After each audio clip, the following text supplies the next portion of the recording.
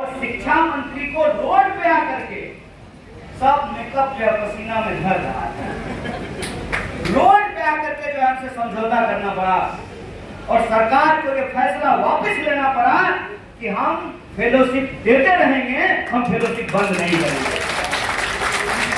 सत्ता का अहंकार होता है, सत्ता के अहंकार के सामने कुछ नौजवान अगर खड़े हो जाएं तो यह बात चूकती है और जो आपके विरोधी होंगे स्वाभाविक रूप से आपके बारे में गलत बोलेंगे।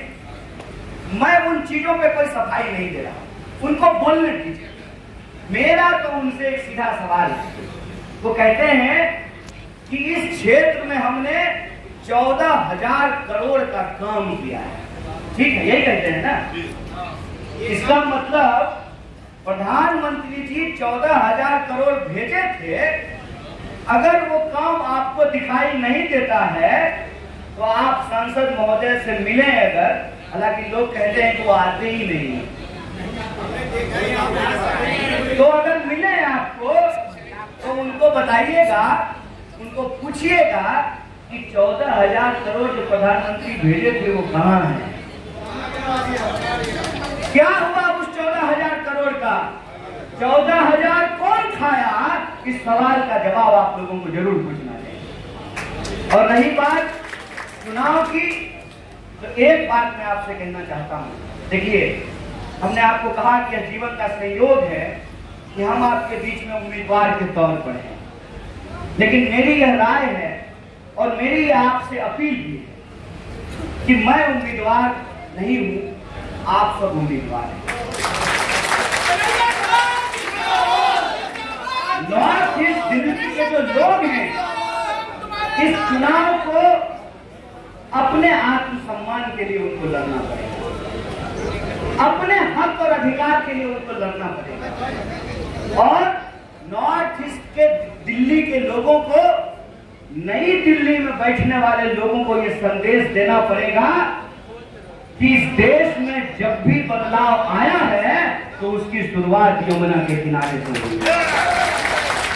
ये संदेश उसको देना पड़ेगा कि किसी को भी आप हमारे सामने भेज दीजिएगा और बार बार हम उसको चुनाव जिता देंगे और वो इस क्षेत्र के लिए कोई काम नहीं करेगा, ये चलने वाला नहीं है। जो काम करेगा उसी को जिताएंगे, जो काम नहीं करेगा उसको हराएंगे।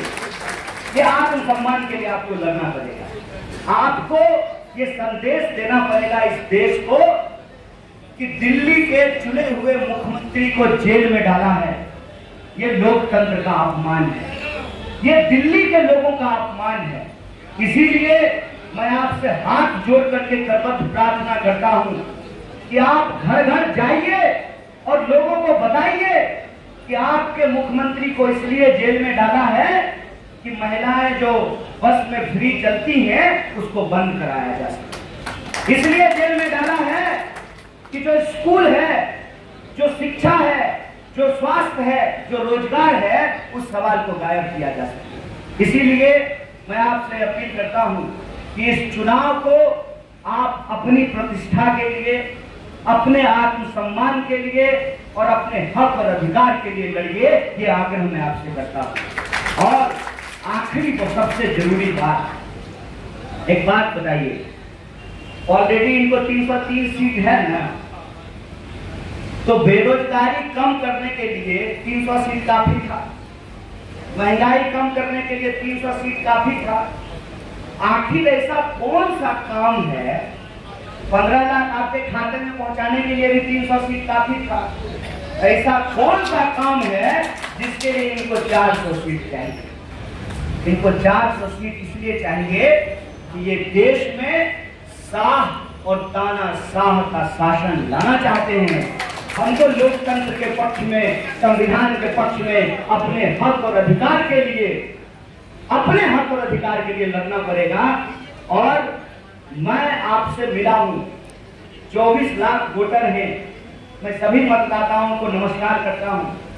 हो सकता है कि मैं सबसे मिल ना सकूं, अगर आपको मेरी बात में सच्चाई लगती है, कहते हैं ना, हाथ कंगन को आरसी का और पढ़े लिखे को फारसी का, प्रत्यक्षम किम प्रमाणम, मैं आपके सामने खड़ा हूं मैं कोई चीज पढ़ के तो नहीं बोल रहा हूँ, मेरे सामने टेलीप्रॉम्प्टर तो नहीं लगा हुआ है। मेरे जीवन की जो सच्चाई है वो सच्चाई मैं आपके सामने व्यक्त कर रहा हूँ, और आपकी सच्चाई हमारी सच्चाई कोई अलग सच्चाई नहीं है। आपकी सच्चाई हमारी सच्चाई कोई अलग नहीं है। आपकी कहानी और हमारी कहानी कोई अलग नहीं है। इसीलिए अगर आपको मेरे ऊपर भरोसा है तो आप अपने भरोसे से, अपने विश्वास से, अपने घर के लोगों को, अपने पड़ोसियों को, अपने गली के लोगों को, अपने वार्ड के लोगों को बताइए और समझाइए यह चुनाव कन्हैया नहीं, कांग्रेस नहीं, आम आदमी पार्टी नहीं, दिल्ली की जनता लड़ रही है, दिल्ली के आत्मसम्मान के लिए। उसी आग्रह के साथ एक बार पुनः अपने सभी साथियों का बहुत बहुत धन्यवाद।